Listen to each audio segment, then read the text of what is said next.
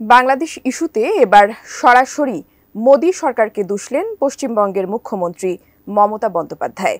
ভারতের সংসদে শীতকালীন অধিবেশনে এ নিয়ে কেন আলোচনা হচ্ছে না, আর কেনই বা সে দেশের প্রধানমন্ত্রী বা বিদেশমন্ত্রী বিবৃতি দিচ্ছেন না, তা জানতে চান মমতা। সেই সাথে ভারতীয়দের সতর্ক করে তিনি বলেছেন, বাংলাদেশ সীমান্তে আগুন জ্বললে পশ্চিমবঙ্গ তো বটেই, বিহার উড়িষ্যাও রেহাই পাবে না। আরও জানাচ্ছেন এসআই রাজ। কদিন ধরেই ভারত বাংলাদেশ ইস্যু নিয়ে সরগরম গোটা বিশ্ব। বাংলাদেশে সংখ্যালঘু নির্যাতন নিয়ে ভারতীয় একাধিক মিডিয়ার প্রোপাগান্ডা এখন আন্তর্জাতিক গণমাধ্যমে উঠে আসছে, যার প্রভাব পড়েছে দুদেশের কূটনৈতিক সম্পর্কে। এদিকে শেখ হাসিনা সরকারের পতনের পর থেকে বাংলাদেশিদের জন্য ভিসা সেবা বন্ধ রাখে ভারত। এতে বাংলাদেশিদের খুব বেশি অসুবিধা না হলেও এদেশের পর্যটকদের অভাবে পথে বসতে চলেছে পশ্চিমবঙ্গের ব্যবসায়ীরা, ফলে এর প্রভাব পড়েছে সেখানকার অর্থনীতিতে। অন্যদিকে চিন্ময় ও ইসকন ইস্যুতে দুদেশের মধ্যে নতুন করে সংকট তৈরি হওয়ায় চিন্তিত মন্ত্রীরা। দেশটির কিছু নাগরিক, এমনকি রাজনৈতিক দল ও বেশ কয়েকটি মিডিয়া এমনভাবে প্রোপাগান্ডা ছড়াচ্ছে যেন দুদেশের মধ্যে যুদ্ধ লাগিয়ে দেওয়াটাই তাদের উদ্দেশ্য। এমন পরিস্থিতিতে এবার পশ্চিমবঙ্গের মুখ্যমন্ত্রী মমতা বন্দ্যোপাধ্যায় বলেছেন, বাংলাদেশ সীমান্তে আগুন জ্বললে তা পশ্চিমবঙ্গ তো বটেই, বিহার উড়িষ্যায়ও রেহাই পাবে না। ভারতীয় সম্প্রচার মাধ্যম নিউজ 18-এর সোজা সাপটা অনুষ্ঠানে দেওয়া এক সাক্ষাৎকারে 6 ডিসেম্বর মমতা বন্দ্যোপাধ্যায় এসব কথা বলেন। আপনি কি হার্টের সমস্যা নিয়ে দুশ্চিন্তাগ্রস্ত?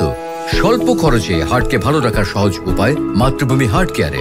বাংলাদেশের বর্তমান রাজনৈতিক পরিস্থিতির দিকে ইঙ্গিত করে পশ্চিমবঙ্গের মুখ্যমন্ত্রী বলেন, বাংলাদেশে একটা নেতৃত্বহীন অবস্থা তৈরি হয়েছে এবং এই অবস্থার সুযোগ নিয়ে মাফিয়ারা সংখ্যালঘু নির্যাতন সহ অন্যান্য নেতিবাচক ঘটনা ঘটাচ্ছে, কিন্তু বাংলাদেশের অভ্যন্তরীণ বিষয়ে নাক গলাতে চান না বলেও জানান তিনি।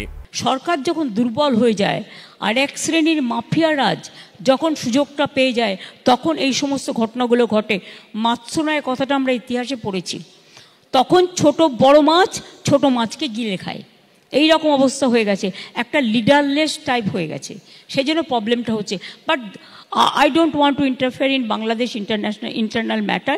It's an international issue and the national issue. The government of India can decide. I can only say, please save our people. এ সময় তিনি ভারতীয় সরকারকে বাংলাদেশ সরকারের সঙ্গে যোগাযোগের চ্যানেল খোলা রাখতে এবং নিশ্চিত করতে আহ্বান জানান। বলেন, সবার নিরাপত্তা নিশ্চিত করা হোক এবং সেখানে সবাই শান্তিতে থাকুক। ইন্ডিয়ার সাথে বাংলাদেশের একটা ইন্টারনাল প্রবলেম হয়েছে, আপনারা সেটা নিজেরা বসে দেখে নিন। ইন্টারন্যাশনাল ফোরামে অনেক ফোরাম আছে, কিন্তু নেগোসিয়েশনটা বন্ধ করে দেওয়া ঠিক নয়। দুই দেশ একে অপরের সাথে কথা বলে আমার মনে হয় অস্থিরতা কাটিয়ে একটা সুস্থির পরিস্থিতির মধ্যে আসুক।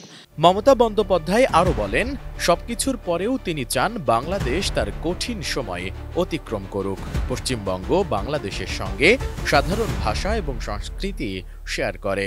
দুদেশের মধ্যে ভৌগোলিক সীমারেখা আছে, কিন্তু হৃদয়ের কোনো সীমানা নেই।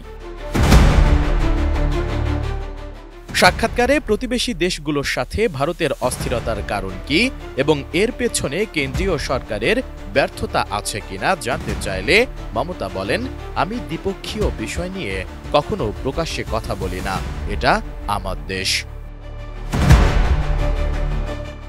এর আগে গত সপ্তাহের শুরুতে মমতা বন্দ্যোপাধ্যায় নরেন্দ্র মোদীকে অনুরোধ করেছিলেন জাতিসংঘের কাছে বাংলাদেশে শান্তিরক্ষী বাহিনী পাঠানোর এবং নির্যাতিত ভারতীয়দের সরিয়ে নেওয়ারও দাবি জানিয়েছিলেন। এরপর এই বক্তব্যের জন্য ব্যাপক সমালোচনার মুখে পড়েন তিনি। এসআই রাজ, ডেস্ক রিপোর্ট, ATN নিউজ।